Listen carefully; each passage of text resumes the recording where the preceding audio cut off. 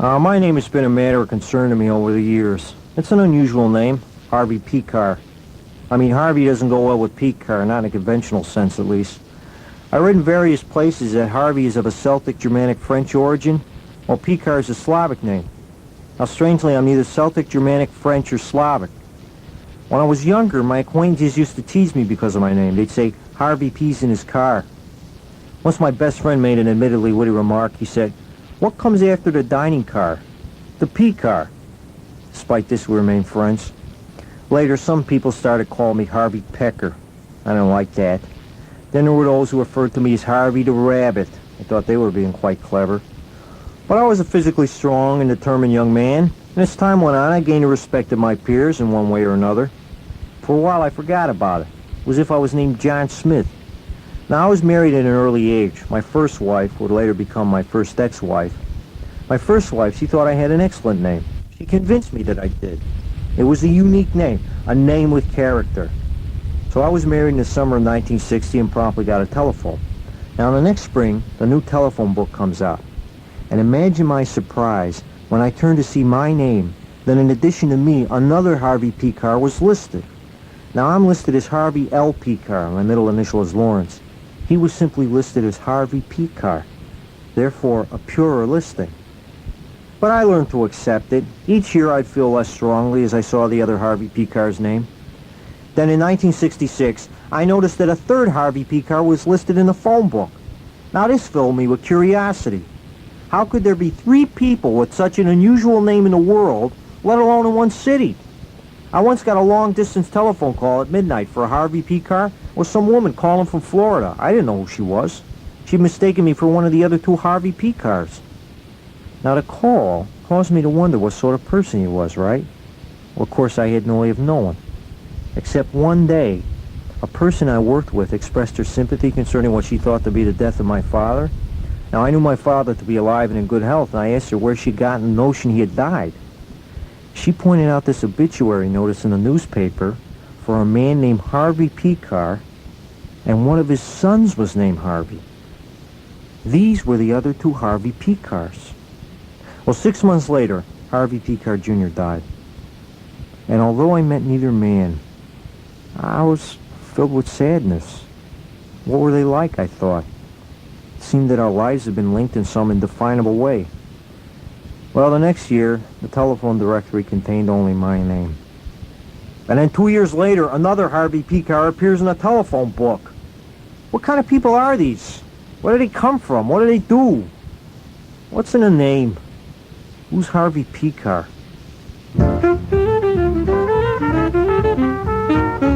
From off the streets of Cleveland comes American Splendor. More depressing stories from the humdrum life of Harvey Pekar.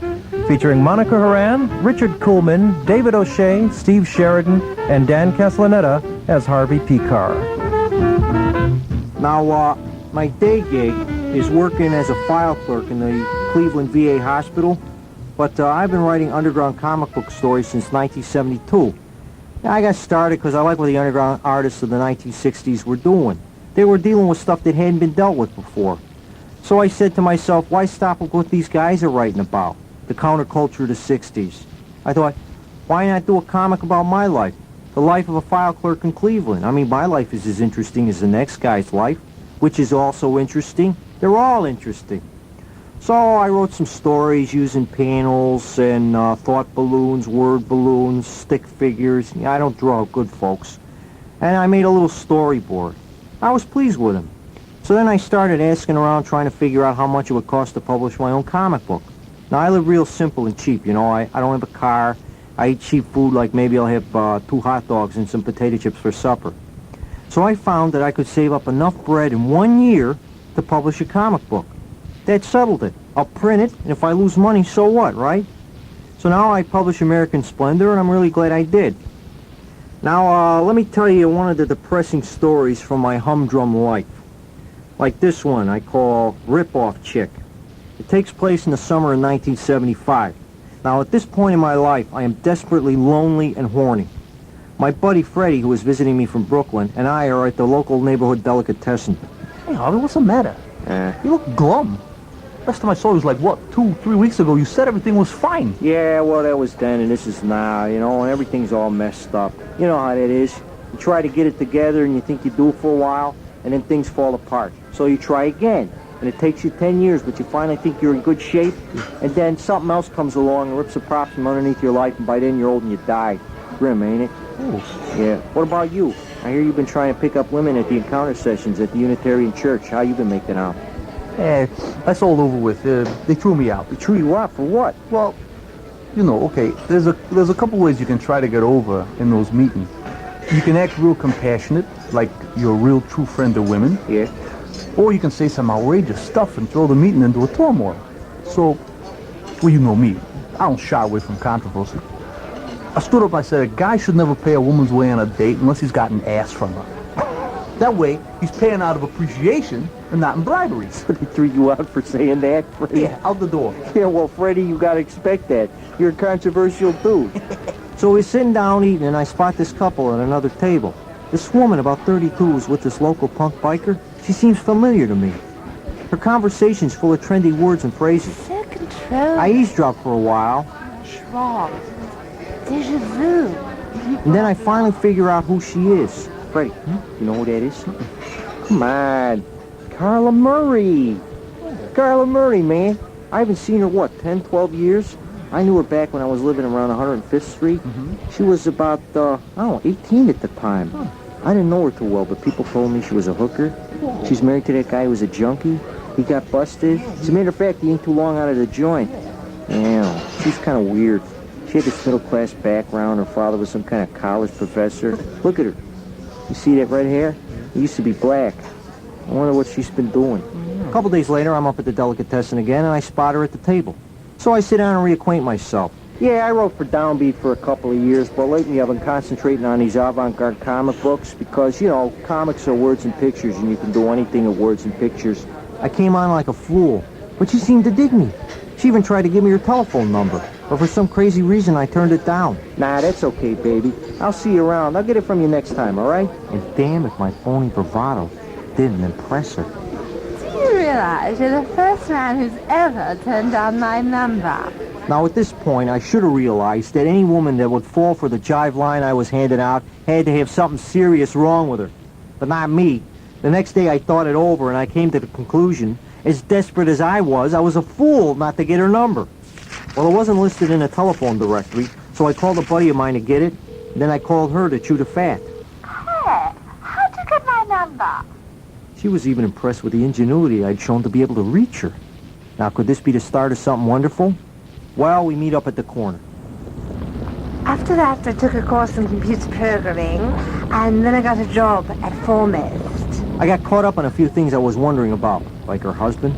I broke up with him a few months ago, and ever since then I've been staying at my mother's. She had this affected way of talking. It's been kind of a drag, but I've been able to calm down, get my head together. Put on a slight English accent. I'm ready to move out now, though. I asked her about it without letting on I thought it was phony. We moved around a lot when I was a child. We lived in Pittsburgh, Albany. Pittsburgh? Albany? I guess I just picked up an Eastern accent. They don't talk like that in Pittsburgh and Albany. Later that evening, we hooked up with some kids, and I got hip to something else about her. Although I never found out whether or not she was into smack, dope was a big thing in her life because she spent half of her time trying to score it. Wow. This is Colombian. Hey, Carla. Carla, come on, let's go. Strong stuff. Come on. What? Carla stayed over at my pad with me that night. Hey, Carla. Carla. Carla. Where you going? Carla. That's the wall. The bed's over here, all right? All right. Get in there. You gonna sleep with your shoes on?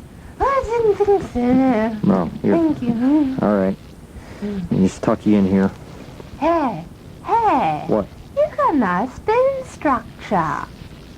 I didn't put a hand on her. I figured with her past, she might resent it if I tried to take liberties with her so soon. So she slept on my bed while I slept in a couch in the front room. The next day, I went up to the delicatessen again, and Carla was there with that punk biker guy. I'm not perfect, but there's a couple things I won't do. And man, this guy was trying to sound like a real badass. I won't rape a woman. Why rape a woman? Guys got something wrong with them to rape a woman. You're gonna go to jail, then go to jail over a woman? Rob a bank is something. Is that what you think? Hey, you know, I think that's a brilliant thought. Hey, one time this strung-out hophead was dogging me around, trying to cop some hard-cutting mesh. So I told him to cop a slave, right? Make some quick twos and fews, do a quick Houdini down at Pekarville. So he split. He collared my jive, man. Right?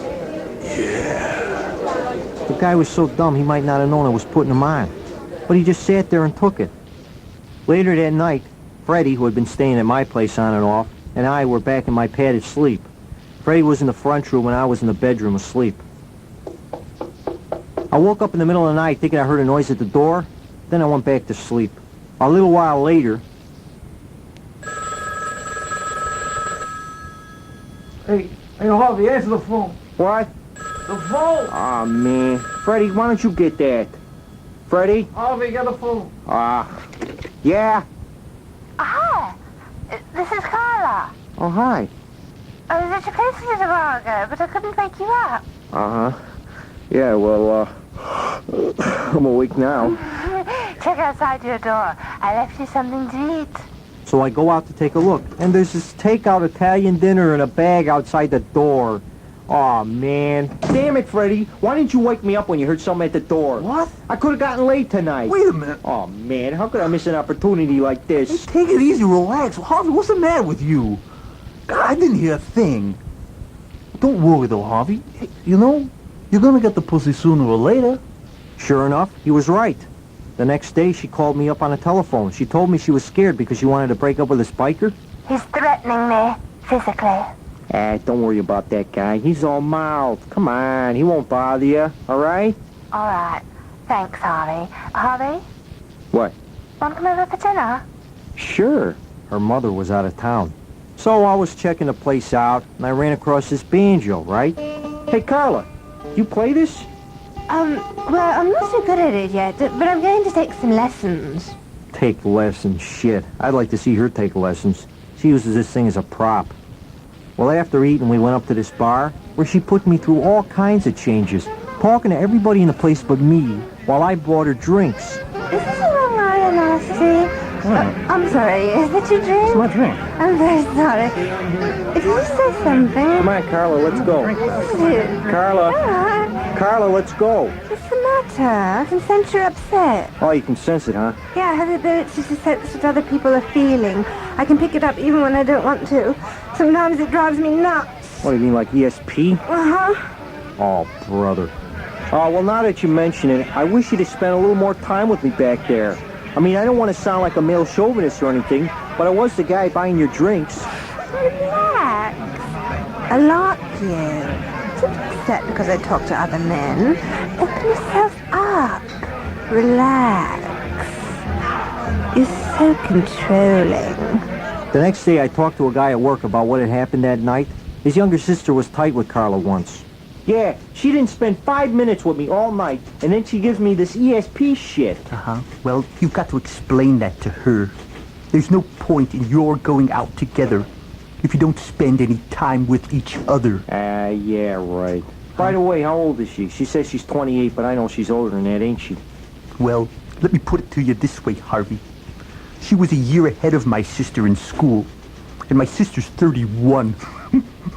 Now, Dick, I don't want you thinking I'm making myself to be an angel in all this. I didn't like Carla all that much. We didn't have that much in common. I knew she was a rip-off. All I wanted from her was sex. Anything above that was a plus. I know. I'm a despicable person. But that's what desperation and loneliness will turn you into. You got that? Good. Let's move on. A couple of nights later, we saw a movie and finally got it on afterward. Man, it felt so good. That night I was crazy about Carla. You know how that is. Well, I've been planning to go to Chicago for a couple of days over the Labor Day weekend, and I asked Carla if she'd like to go. She seemed like she was interested, so I called a buddy of mine in Chicago to tell him about it. Then I put Carla on the phone to talk to him. Hello. What do you think? Hey, man, where'd you pick up that bogus accent? Shh. Well, she didn't come to Chicago with me, as it turned out, but every day I was there, I would talk to her on the phone. My buddy thought I was nuts. Hey, Harvey, come on, the Cubs are on. Yeah, just a second. Huh? Yeah. No, that's fine. No, that'll work out just great. Hey, listen. Carla's gonna move out of her mother's place, and she's gonna move in with me until she can find a place of her own. What's the matter with you, man? A chick fucks you and you fall in love with her? Shh, hey, you wanna be quiet? I'm talking to her on the phone right now, all I right? said she was a hooker. Oh, man, you be quiet? Hey, don't get emotionally involved. I'll call you back, all right? What's the matter with you, man? I'm talking to her on the phone. You don't call her a hooker while I'm talking to her on the phone. Jeez. And look, man, don't worry about me, all right? I'm not looking for anything but a piece of ass from her, all right? But look, she's a computer programmer now. Maybe she'll be okay. Who? The lady with the ESP? With a bogus accent? Shit. When I got back from Chicago, things were okay for about a week. I got in a lot of screwing. We saw a couple of movies. It was okay. But then things turned sour. First, she stopped coming home after work. Now, I don't know where she went, but usually I'd find her up at the corner about 10 or 11 o'clock, often trying to score some dope. What are you telling me? Come here. Listen, What? I know money, but I don't have it right now. You don't have it? No, I don't. What do you expect me to do? Well, Excuse me. Take care of it Who's the monkey? Excuse me. Later. I heard you. Later. Hey, look, I know I don't own you or anything, but how about spending a little time with me once in a while for crying out loud? Huh? I'm paying the bills, ain't I? What do you mean by spending time with you? Do you mean going to bed with you? What do you think I am, a sex object? Sex object. You really are a male chauvinist. Sex object, male chauvinist, man. You got all the cliches down, don't you? You like to call yourself a feminist while you're wringing every nickel out of every guy you run across. And what's your definition of male chauvinism? Anything a guy does that you don't like? You're so controlling. Well, Carla was right about me viewing her as a sex object. Other than that, I thought she was a pretty worthless person. Yeah, I know. Dig me casting stones, all right. Well, finally, Carla moves out of my place and into a place of her own because I help her move, and then I give her money for the first month's rent. And then she throws this housewarming party, and man, all these fucked up people were there. All these messed up kids that Carla hung out with. This is a computer programmer who did half of Carla's work at Foremost. Not long after he left, she got fired. And you didn't get nothing from it, did you? No. Well, you're a bigger schmuck than I am. At that time, she still had the keys to my pad, so she'd fall by whenever she felt like it and borrow my records. Hey, man, I don't like to lend my sides out to anybody under any circumstances, especially not these. Oh, man, what am I doing here? Oh, I split. But thinking about Carla got me really mad, so I went back to get my keys.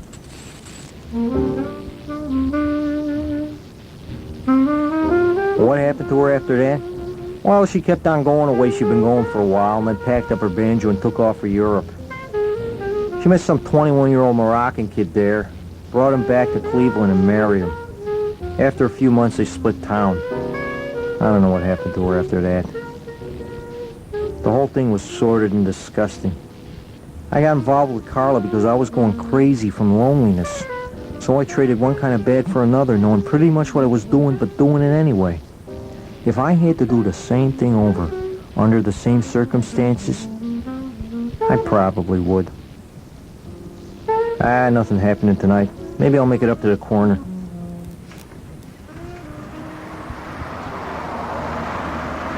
Hey, Harvey. Hey, pasa? Hey, Freddie, what's to it, man? Hey, nothing much. How you? Hey, hey, I just got fired today. What do you think about that? You got fired? Why? They said I was irresponsible.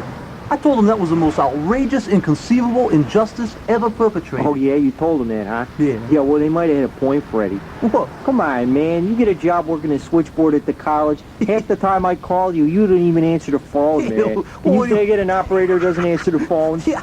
They were mad because I used to call my brother in Brooklyn, and I played chess with him on the phone for an hour and a half. Oh, Freddie, man. What are you going to do? I don't know. Yeah, right. Yeah, Oh, what do you want to do now? no, I don't know. Let's just hang out for a while. All right. Yeah, fuck it, you know? Fuck what? Fuck the job, you know? It wasn't my style, you know? Switchboard didn't suit me, you know? Hey, aren't you supposed to graduate out of college this winter? Uh-huh. What are you going to do then?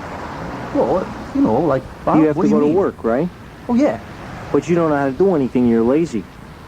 I predict grim times for you, man. Hey, man. Like, You're gonna sleep in the gutter more than once, Freddie. hey, look. Hey, Harvey. Hey. What? I got $220 a month coming to me from the GI Bill. Yeah, That's going to get me through till I get out of school. $220 a month, huh? How much is that a week? Hey, look. It's $220 a month, okay? Ah, yeah, right. Hey, Sid. Hey, Sid, what's up, man? Hey, Harvey, not a hell of a lot. Geez, it's really a mess they got over there in Cyprus. Yeah. Turks really rolled over the Greeks. But in a way, the Greeks don't have anyone to blame but themselves. They'd left Makarios alone, everything would have been okay. Yeah, it's too bad. Archbishop Makarios is relatively moderate. Oh, yeah, well, you know, he was a holy man, you know. But those right-wing nuts, they threw him out. They didn't know when they had it good. Now the Turks have a third of Cyprus, including this major port Famagusta, some of the best farmland, and a lot of the industrial areas. Hey, Freddie, why don't you go over there and fight in that war? You could be a highly paid mercenary with your experience in Vietnam. Yeah, well, I don't know. It's, something to think about, yeah. Think about it. Yeah, I can really see you over there, Freddie. You're probably the biggest fuck-off in American military history. Oh, come on. Hey, Sid, hey, lay off, you know. In history in general, man. God. All right. History. Hey, Sid, how's your new pad shaping up? Oh, pretty good. Hey, that reminds me. Will you guys give me a hand moving a rug? I still haven't gotten over this detached retina thing. The doctor doesn't want me walking around, let alone carrying a rug. Yeah, sure, it's okay by me. Yeah, where's the stuff at? Wait, just over on Walter's front porch. Come on, I'll drive us over there. I saw him at Irv's the other night, and he said he was getting rid of this rug, and I asked if I could have it, and he says sure. Hey, what are you doing? Why are you moving his rearview mirror? I was just trying to comb my hair. Don't mess with his mirror, man. What do you want to get us killed? See. There, okay, there. Why are you messing with his mirror, man? What? No, I just want to look good, that's all. Nobody's gonna see you unless they come straight at us. Oh, man. All right. Look, so you think I'm going to have some difficulty or what? No doubt about it. No, listen, man, you know, I got potential, you know, I got possibilities. I admit it's going to take me some time to get it all together, but that's what I got time. Yeah, Freddie. Yeah. Hey, look at my Uncle Seymour. He lived on beans for years, and now he's doing great. Yeah, he works for your Aunt Ruth. He has a job, you know.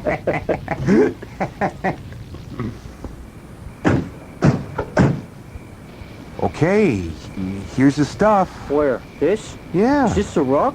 This is what you Oh, wanted. Sid. What? Come here. What? This rug stinks. Did you smell it? Oh, man. It must have got rained on yesterday. It's like a sponge. Look at that. Yeah, hey, look at it. It's huge. What do you want something this big for? You don't live in a mansion. Look. Walter says this is a really good rug. There must be 50 pounds of Look, water I'll just in there. air it out on my back porch. No. Oh, come on, bring it up to my place. I'll give you both a piece of homemade strudel. Well, Sid was a nice guy, and we weren't doing anything else that night. So we picked up the rug, put it on the roof of the car, and tied it down with some rope from the trunk. So how you doing with those girls, Harvey? Yeah, terrible as usual. Don't ask. Yeah, ha, very funny. Yeah, I don't know what I'm going to do, man. I'm too nice to women, and they take me for granted. Maybe they'd appreciate me more if I was mean to them. Anyway, look at you, Harvey. What kind of a great job you got? Hey, I got a good gig, man. It's steady and I can fuck off a lot. I recommend every young man to look into the possibility of getting himself a flunky government job. Hey, Sid's got the best job. He hasn't worked in years. Hey, Sid's not supposed to work. He's a scholar. He's a writer. He's a keen observer of life in our times, right? Yeah. I mean, what more can you ask of him? Nothing, no. That sounds good. Okay. Hey, this is where I live. Hey, Sid, are you sure your place is even big enough to hold a rug this size? Come on. And look at it. It's green, man. It's ugly. It's going to make your place look gloomy. Okay, look, maybe I made a mistake, but how about bringing it up, huh? As long as you guys got it here, all right? Well, we gotten it this far, so we figured we'd do whatever it took to make him happy and to get to the strudel at the end of the rainbow. Just leave it out there on the porch. Oh. I'll go in and get some strudel. God, Sid, this thing is shot. This is a joke. It smells. What are you going to do with it? Well, let me figure out what I want to do. Maybe I can cut it into smaller pieces. You know what, like 6 million coasters? Here. Have some of this strudel my mother left me. Hey, looks good. Thanks a lot. Hey, what's this, apple? Yellow's apple, red's cherry. Hey, my compliments to your mother, Sid. Oh, thanks. Tastes good. Yeah, use a napkin. All right, okay.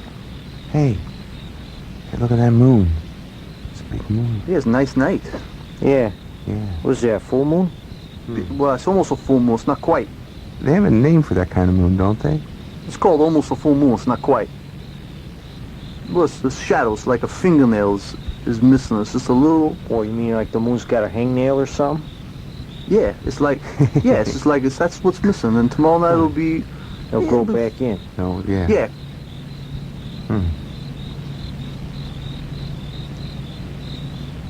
You know, I remember once, years ago, I was hitchhiking along the Gulf of Mexico around Galveston. It was a beautiful night. Moon was out just like tonight. And even though it was February, it was warm. The beach was clean, the moon was shining, everything looked silvery. Well, this guy stops and he picks me up. I was kind of drunk, you know, so I passed out in the back seat. Well, after a while, the guy stops and he wakes me up, and he's real excited. Seems he saw this big sea creature laying on the beach and washed ashore, and he wanted to pick it up. Oh, was it alive? No. Was it a shark or something? I think it was a sea mammal, like a porpoise or a small whale. So anyway, we ran down to the edge of the beach, and we hauled the thing up to the side of the road. We lifted it up, we put it on top of the car, and we tied it on with some rope he had in the trunk, and then we drove on. We were real excited, too. We'd really found something valuable. I fell right back to sleep. But about an hour later, the guy stops and he wakes me up again. The thing on the roof, it was stinking. Man, it was reeking. We couldn't breathe. So we had to get out of the car, untie it, and dump the thing by the side of the road. And we got back in and we drove away. We wondered why in hell we'd been so excited by it in the first place. I was drunk. The whole thing seemed like a fantasy to me.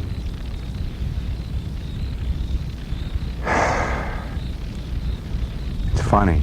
We really thought we had something, but we didn't. Kind of like this old rug. I think I am going to ditch this thing. Aw, Sid, man, I told you not to take the rug. It's a white elephant. First place I told you, man. It even smells bad, like that thing on the beach. But boy, I still remember that night. That beautiful white beach. It seems like a dream to me.